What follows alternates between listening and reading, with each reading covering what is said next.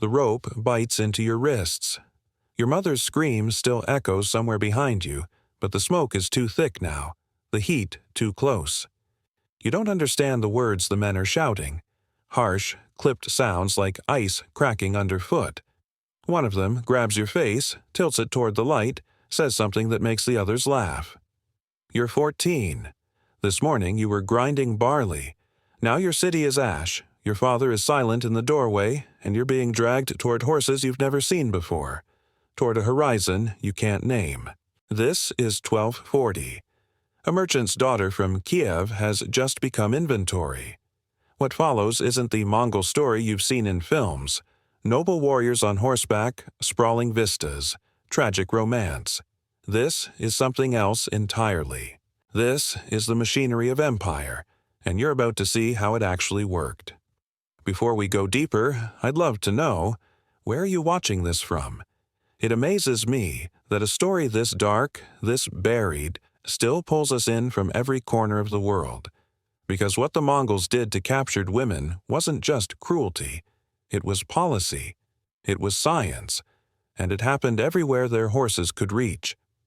The architect of calculated terror Temujin, later Genghis Khan, understood something other conquerors missed.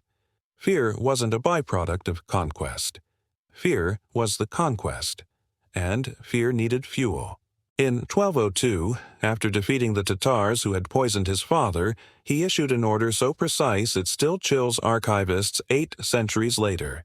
Execute every Tatar male taller than a cart's axle pin. The measurement wasn't arbitrary. Boys shorter than that could forget, could be remolded, could become Mongol. But the women, they were too valuable to waste.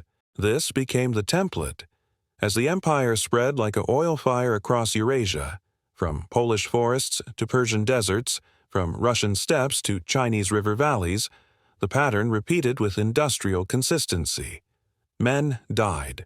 Women were sorted. And between those two fates lay a spectrum of horrors that medieval chroniclers struggled to describe without breaking down.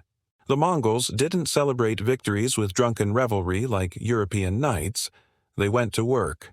Populations were herded into open ground and processed like grain at harvest. The elderly, too frail for labor or travel, were killed immediately.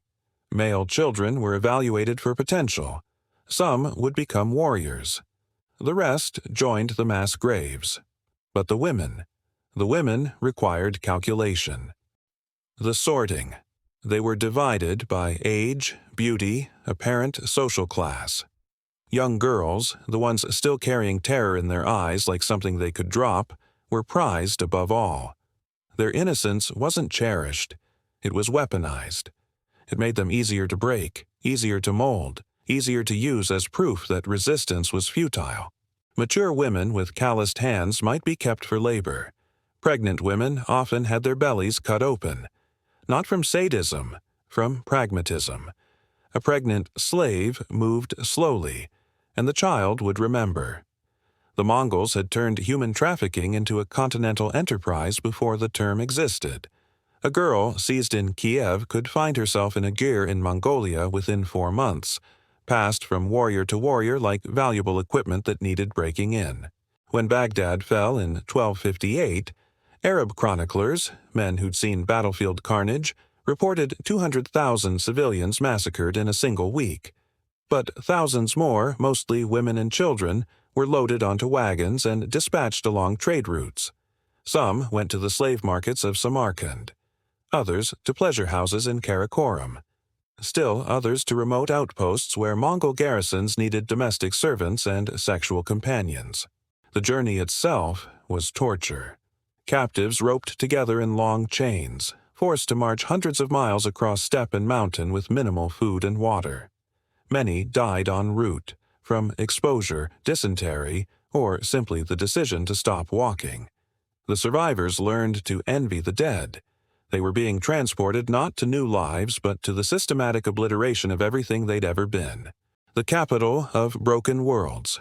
Karakoram became a showcase of the empire's human collection. Visitors from across the known world marveled at the diversity. Blonde Russians working alongside dark-skinned Arabs, Chinese artisans beside European peasants. It looked like multiculturalism. It was conquest made visible. Genghis Khan's household epitomized this. He accumulated wives and concubines like a collector gathering rare specimens. His principal wives came from tribal alliances, political marriages that secured borders. But his secondary wives, the ones visitors whispered about, were trophies. Princesses who'd commanded armies now competed for his attention in decorated tents. Queens reduced to waiting for a warlord's glance. This wasn't about desire. It was genetic empire building. Genghis boasted his descendants would rule the earth. Modern geneticists suggest he was disturbingly close to correct. 1 in every 200 men alive today carries Y chromosome markers linked to his lineage. That's 16 million living descendants. Each one a biological echo of conquest written in the wombs of women who had no choice. But his personal collection was just the visible peak. Every Mongol warrior, from the highest general to the lowest archer, expected his share of human plunder. Victory was measured in women claimed. The most beautiful went to the elite, but even common soldiers received personal slaves after successful campaigns. The Mongols institutionalized rape in ways that would make modern war criminals study their methods. It wasn't random violence by undisciplined troops. It was organized policy, systematic as their military formations. Women were distributed according to rank and merit. The empire's bureaucrats tracked human cargo with the same precision they applied to horses or grain stores. Sexual slavery became a form of currency. Warriors traded women in dice games, used them to settle debts. A particularly beautiful captive might change hands a dozen times before finding a permanent owner, if she survived that long. The mortality rate in the first months was catastrophic. Breaking spirits, not just bodies. The psychological warfare was as devastating as the physical. The Mongols understood that shattering a woman's spirit was more valuable than merely using her body. Captives were forced to watch their children executed, their husbands tortured, their temples burned. Then they were claimed as property. Trauma fresh, resistance shattered. They were forbidden to speak their native languages, forbidden to practice their religions in any way that might provide comfort. Names were changed or eliminated. A princess of Kiev became that Russian girl in the third tent. A merchant's daughter from Baghdad became the Arab who knows numbers. Children born from these forced unions occupied a twilight existence, neither fully Mongol nor completely slave. The empire cultivated this confusion deliberately. Mixed-blood children became interpreters, administrators, go-betweens who could never fully belong anywhere. They grew up knowing their existence was a testament to their mother's violation, walking monuments to conquest. The Mongols pioneered techniques that wouldn't be out of place in modern psychological warfare manuals. They alternated extreme cruelty with unexpected kindness. A woman savagely beaten one day, given a silk robe the next. The unpredictability shattered mental resistance, created emotional dependency, made captives grateful for scraps of basic decency. The Continental Network. The empire's expansion created a web of misery connecting the Atlantic to the Pacific. Slavic women worked in Chinese households. Persian girls served in Russian camps. European noblewomen were bred like livestock in Mongolian compounds. The logistics were staggering. Moving thousands of captives across thousands of miles required the same organizational genius that made their military so effective. Rest stations dotted major routes, stocked with food, water, replacement guards. Sick captives were abandoned or killed. The convoy couldn't slow down. The weak died. The strong survived. The survivors were broken down and rebuilt as Mongol property. Processing centers at major crossroads became history's most efficient dehumanization facilities. Newly arrived captives were stripped, bathed, examined for disease, sorted by potential use. Those deemed suitable for manual labor were branded and assigned to work gangs. Those selected for sexual service were cleaned, dressed, trained in the arts of pleasing their new masters. The elderly and infirm were eliminated, their bodies fed to the empire's war dogs. But here's where the Mongols' genius became truly monstrous. They turned victims into accomplices. Captured women were forced to assist processing new arrivals, translating for confused prisoners, helping sort them into categories. Some became so thoroughly broken they competed for favor by informing on escape attempts or identifying troublemakers among fresh captives. The empire transformed its victims into extensions of its own cruelty, a self-perpetuating cycle requiring minimal oversight. The legal architecture of slavery Mongol law codified these practices with chilling precision. Various categories of human property existed, each with its own rules. High-ranking captives might retain vestiges of former status, living in relative comfort while serving diplomatic functions.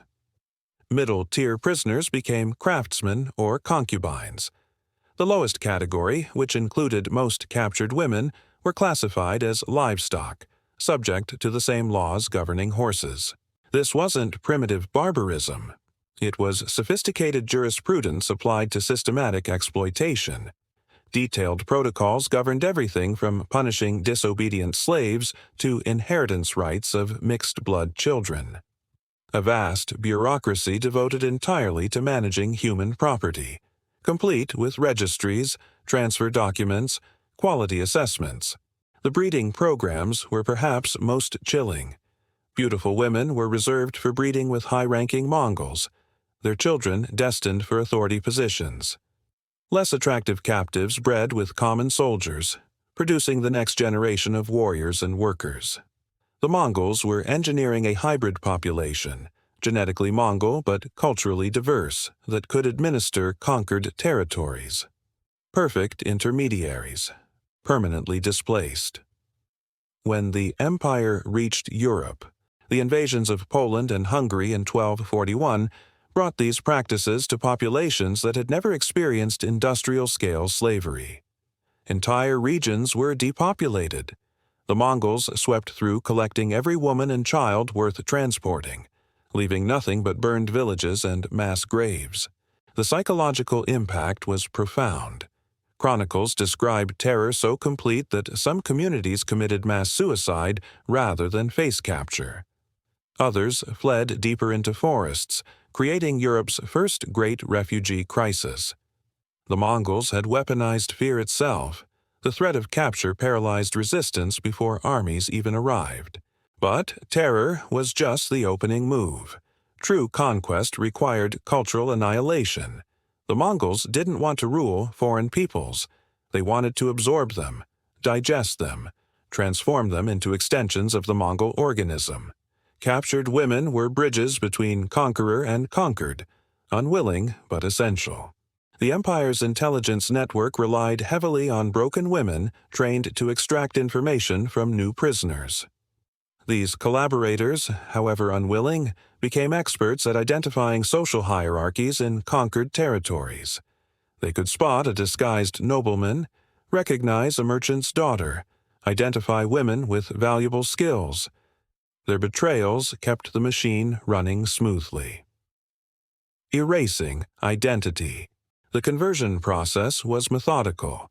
New captives were isolated from anyone sharing their language or customs, preventing resistance networks from forming. They received new names, new roles, new identities with no connection to former lives. Those adapting quickly were rewarded with better food, warmer clothing, lighter duties. Those resisting were made examples, their punishments designed to educate other captives about the futility of defiance. Even religion became another chain. The Mongols' famous religious tolerance was itself a control mechanism. Captive women could maintain their faiths, but only under strict supervision, only in ways reinforcing subjugation. Christian women might pray, but only to bless their Mongol masters. Muslim women could observe Ramadan, but only while continuing to serve their captors' needs. Corrupted spirituality bound them to their new existence. The Long Shadow. The empire's fragmentation in the late 13th century didn't free the millions who'd been enslaved. It scattered them across successor states, each maintaining its own version of the Mongol system. The Golden Horde continued trading human cargo along the Volga. The Ilkhanate maintained Persian slave markets. The Yuan dynasty kept its massive population of foreign concubines. The machinery had become too entrenched to dismantle. Modern genetic analysis reveals the true scope. Y chromosome signatures of Mongol warriors appear in populations from Eastern Europe to the Pacific Rim, but they're accompanied by mitochondrial DNA patterns telling a different story. The story of women torn from their homes and forced to bear conquerors' children. These genetic shadows are the closest thing we have to a comprehensive census of Mongol sexual slavery. They reveal a crime against humanity spanning continents and centuries. The psychological legacy may run even deeper. The Mongol Empire demonstrated that humans could be processed like any other resource, sorted, distributed, optimized for utility. They proved entire populations could be uprooted without regard for their wishes. They showed that identity itself could be manufactured and manipulated by those with sufficient power and ruthlessness. The techniques they developed, systematic dehumanization, industrial-scale prisoner processing, terror as administrative policy, were refined and repeated by countless later regimes. Stalin's deportations, Hitler's camps, Pol Pot's killing fields. All drew from the playbook the Mongols had written centuries earlier. The empire fell. Its innovations and cruelty proved remarkably durable. What remains?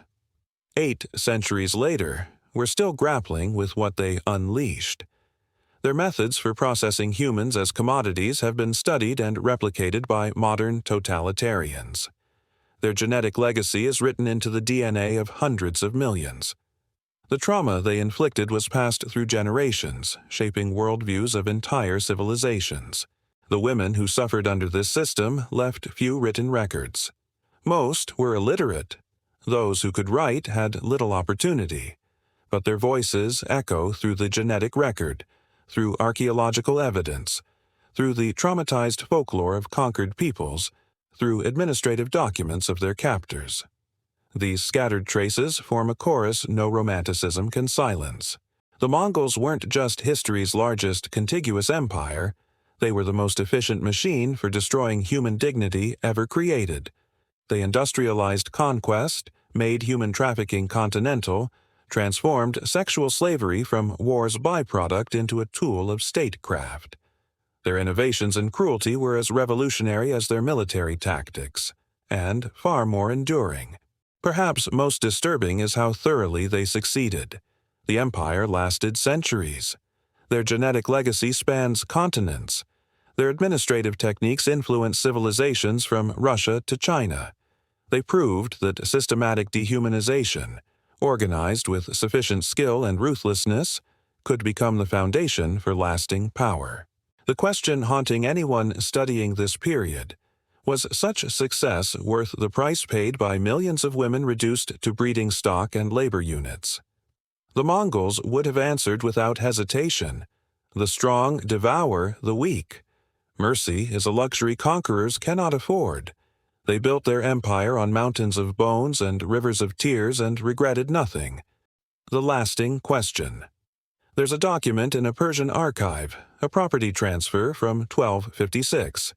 It lists a woman identified only as Khatun, formerly of Nishapur, age unknown, literate in 3 languages, assigned to the household of General Subutai.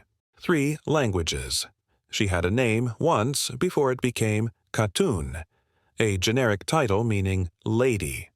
She could read and write, which means she came from an educated family.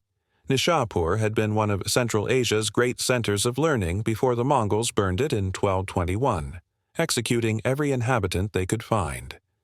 Except her.